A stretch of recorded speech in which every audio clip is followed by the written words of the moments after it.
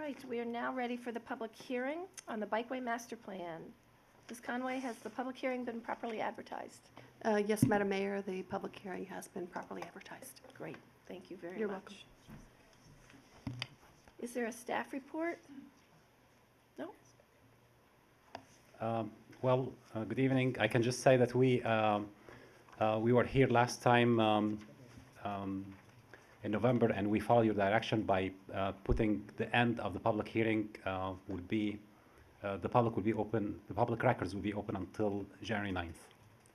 So with tonight's public hearing, we will still keep the doors open for anybody to submit comments or emails or phone calls, or on the website. We have several ways for people to be able to submit their comments until January 9th. Terrific, thank you. Since sometimes I forget to ask for a staff report, that's why I did that. All right, we have 3 people signed up in advance for the public hearing, and there, it looks like there's more. Reverend Jane Wood, to be followed by Noreen Bryan and Nancy Breen. Reverend Wood? I'm opposed to the bike lanes on Martin's Lane. I don't see how it's feasible. Martin's Lane is narrow as it is. We have a lot of traffic on Martin's Lane, a lot of speeding on Martin's Lane. There's some days where I sit in my driveway 10 to 15 minutes waiting for the traffic to clear so that I can exit onto Martin's Lane. So I don't think the bike lane would help the traffic situation. I've only seen one biker on Martin's Lane, and that's Councilmember Mark. So I'm opposed to bike lanes on Martin's Lane. All right, thank you very much for your testimony. Noreen Bryan?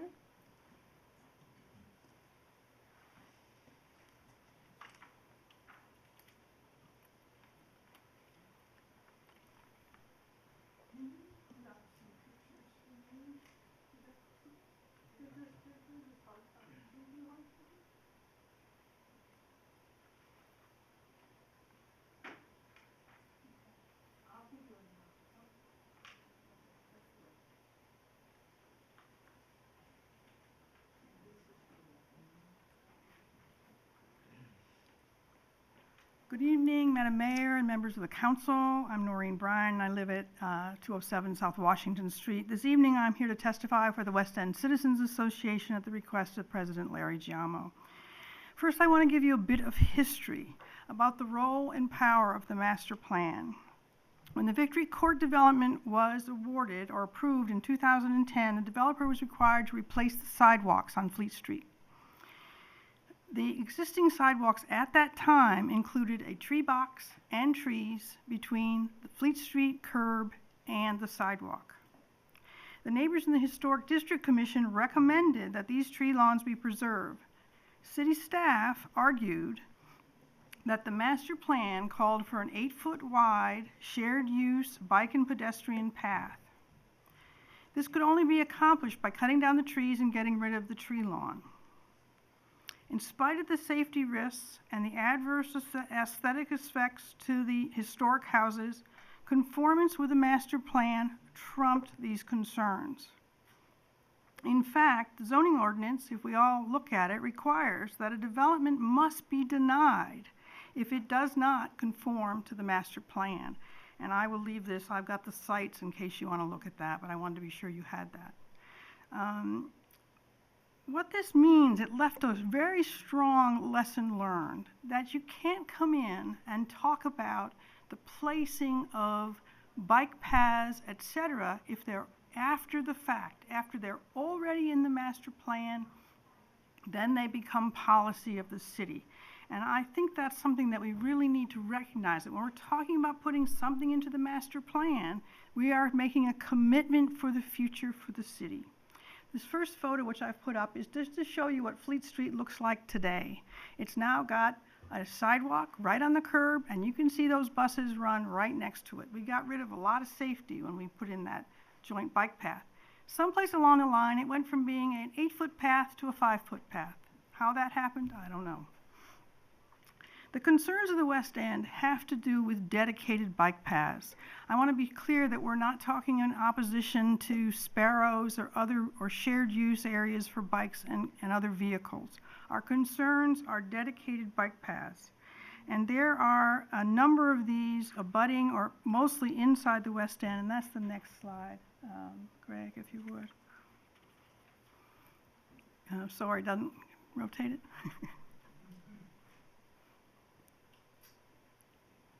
No, the other one. You just need to rotate it. It was sideways.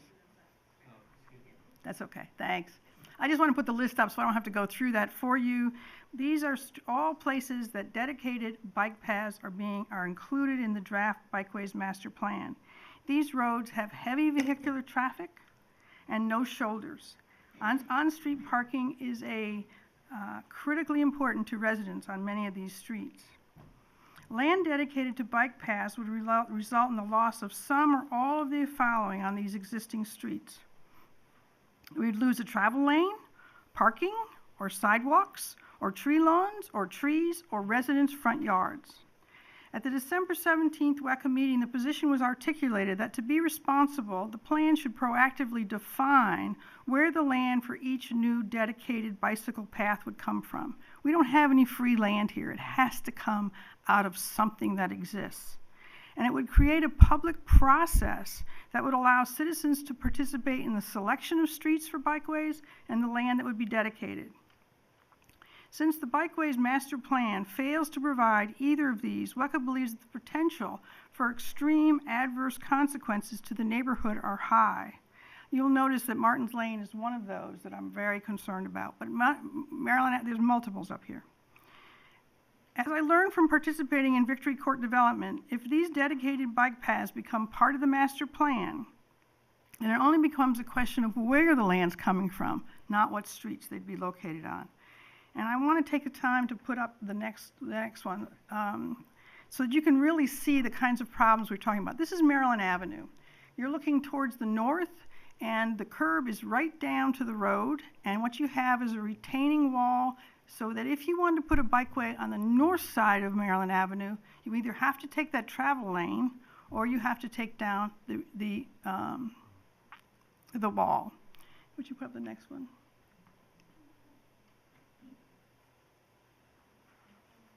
Again, we need to rotate it, thanks.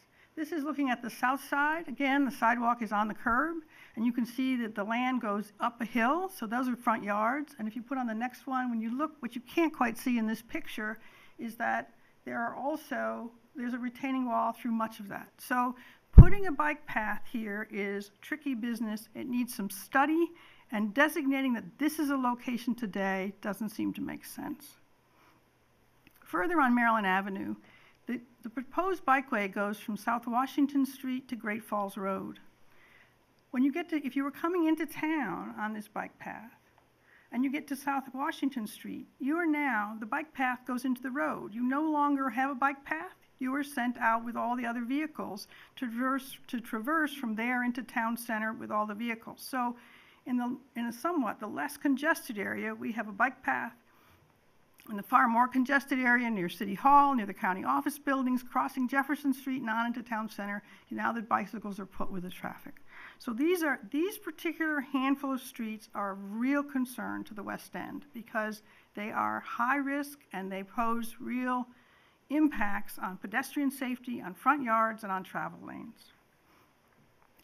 When these concerns were raised with the city staff, we were told that we shouldn't take the specific streets and dedicated bike paths too seriously, that there was plenty of time to change these in the future.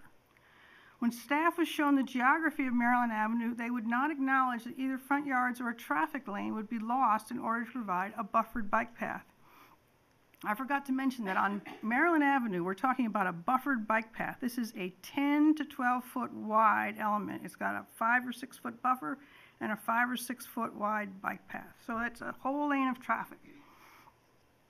They suggested that these hard decisions could be deferred to the future without penalty to citizens. In fact, this guidance is incorrect and misleading because it's contrary to the zoning ordinance and the sites that I've provided in the record. To do this without understanding the consequences to pedestrians, homeowners, and/or vehicular traffic, would be unfair to citizens and would lead to undesirable outcomes for the city. Because of these severely potential adverse impacts, WECA believes that the only responsible course is to remove these dedicated bike paths from these streets as shown or have these streets be marked as study. I want to address one more thing, if I may, and that's the question. At other times when testimony has been provided to this body, there's been questions about how well does WECA represent the views of the West End. And I want to try to answer some of that this evening.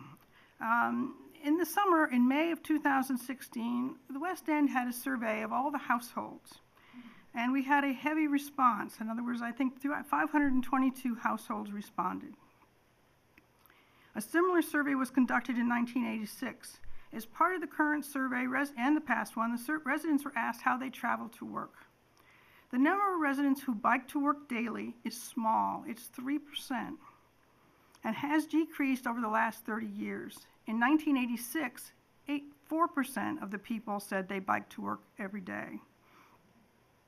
That compares to 15% of residents in 2016 who said they walk to work every day, which is up slightly from 1986 when it was 13% walk daily. Further, 83% of the residents expressed satisfaction with the bike facilities that exist today. When asked about their concerns, residents raised the need for improved walkability and sidewalks 9 times more often than bikeways. I think that the information confirms the position that we're taking. The West End definitely supports improved safety and access for bicycles, but we do not believe these should be achieved at the expense of loss of pedestrian safety, loss of on-street parking, loss of tree lawns, or loss of front yards. And accordingly, we recommend to you that you remove those streets that are shown on the slide from the bikeways path as having dedicated bikeways. Thank you very much. Thank you. Thank you. Nancy Breen, to be followed by Patricia Woodward and Lynn Lozert.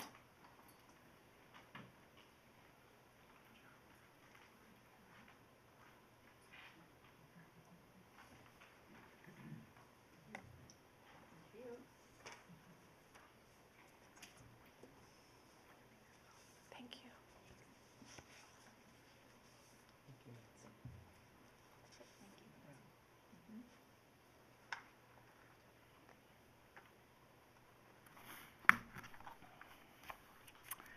Good evening, Mayor and Council. It's a pleasure to be here. Thank you very much for having us.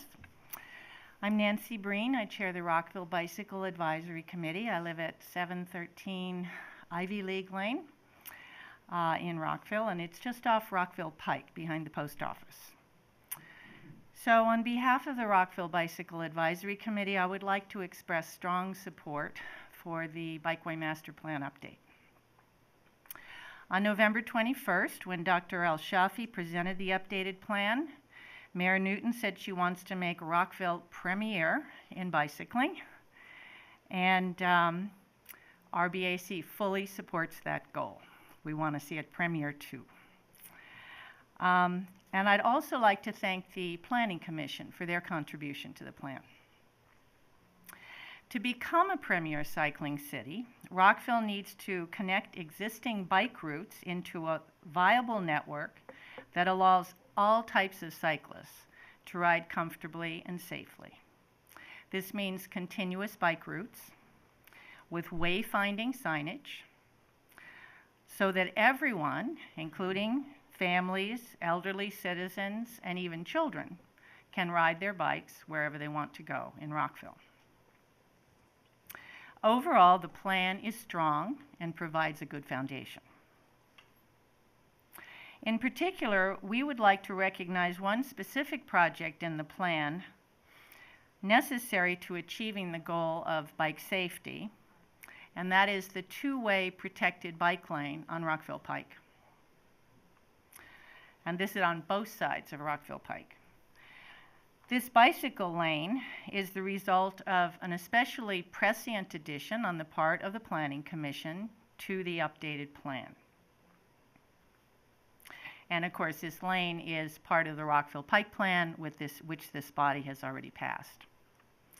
Together, the Master Plan and the Pike Plan will change the face of Rockville.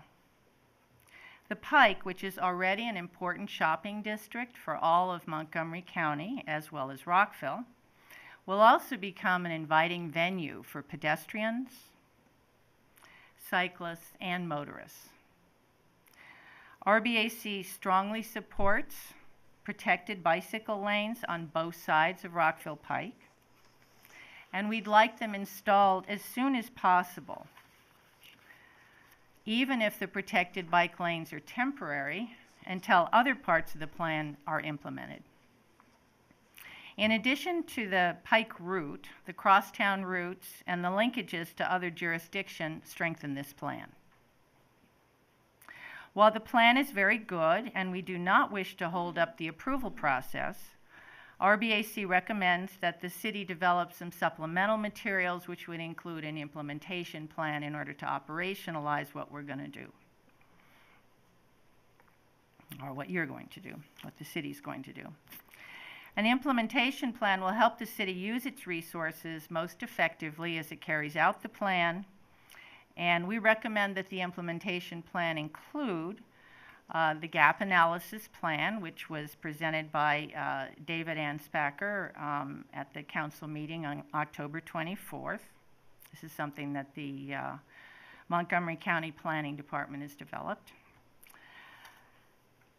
The performance measures, the plan includes good performance measures, but they need to be measurable. How many additional miles of bike lane during what period, how many new bike racks would be installed, that kind of information. Those need to be measurable goals. And these numbers would bring accountability to the plan. And then finally, priorities.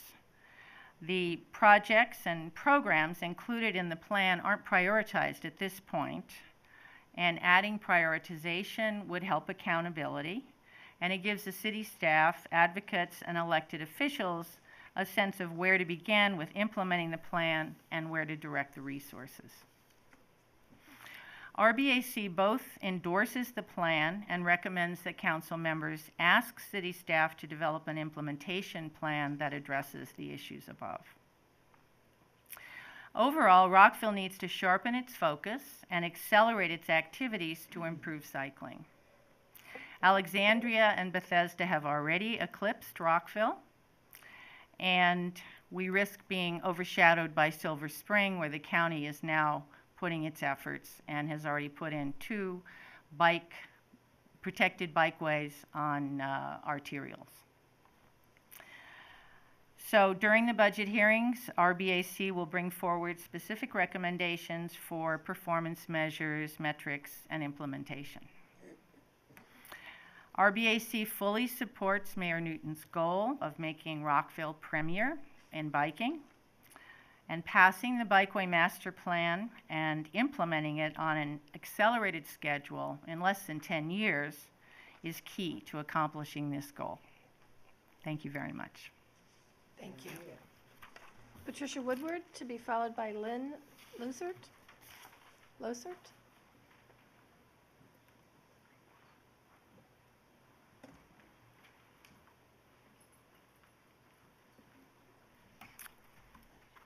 Welcome. Good evening. My name is Patricia Woodward. For the record, I reside in this fair city in the West End. I'm speaking in regards to the Bike Master Plan, which is proposing construction of new dedicated bike lanes on certain streets, and Noreen has already gone over them. But some of these streets abut the West End, and some are in Woodley Gardens. What I'm questioning is, where is the land going to come from that's dedicated to these special bike lanes? What will be the end configuration?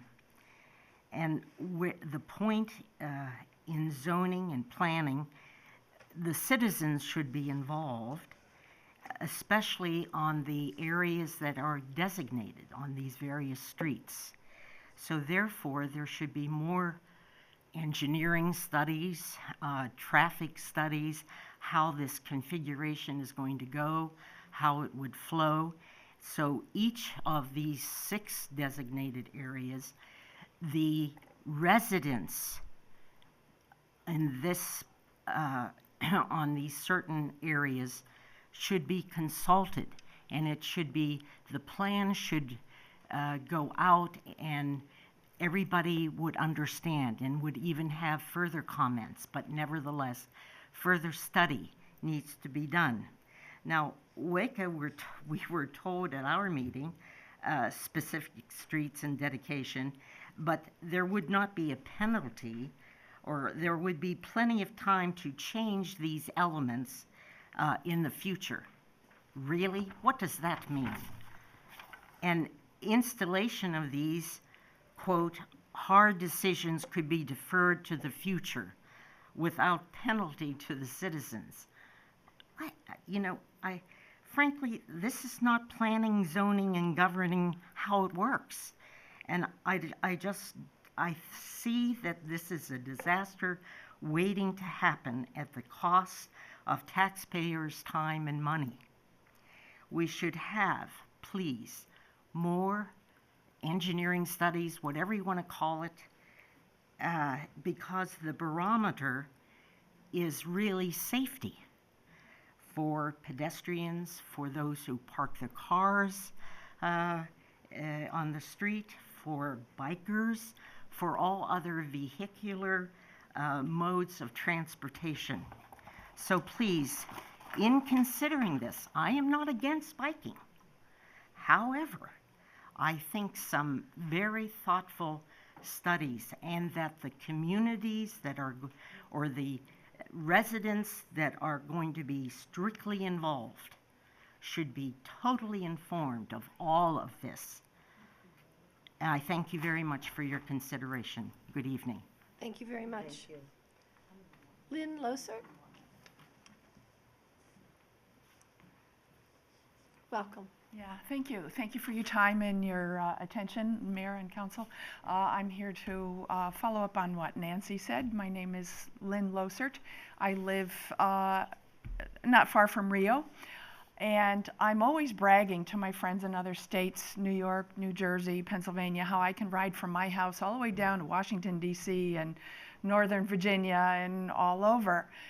And they're very amazed because it is an amazing feat, and I appreciate it, and I thank you for what has been done so far to make that a possibility. But all this freewheeling, I bike all over Rockville, literally. Whether the roads are marked or not for bikes or whatever, I consider myself a vehicle. I obey the rules, the laws, I am considerate.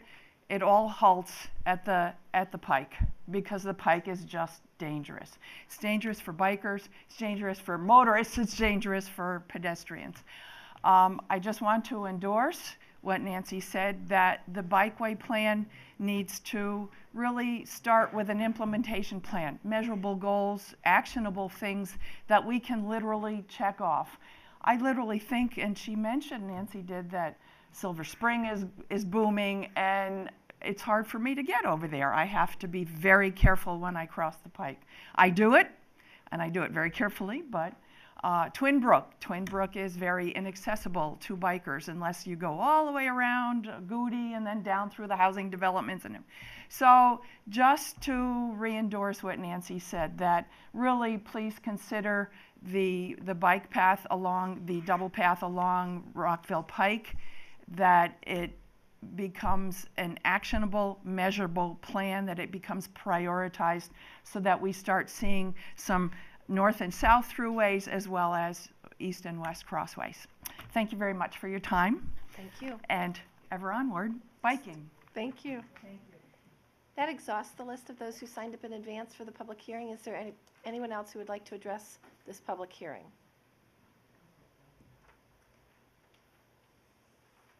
Okay, going once. Anyone else to address the public hearing? All right, we will close this public hearing, and the record will remain open until January 9th, is that correct? 2017, 5 p.m. And please get your comments in at that time, or before that time if you have any. Councilmember Priscilla.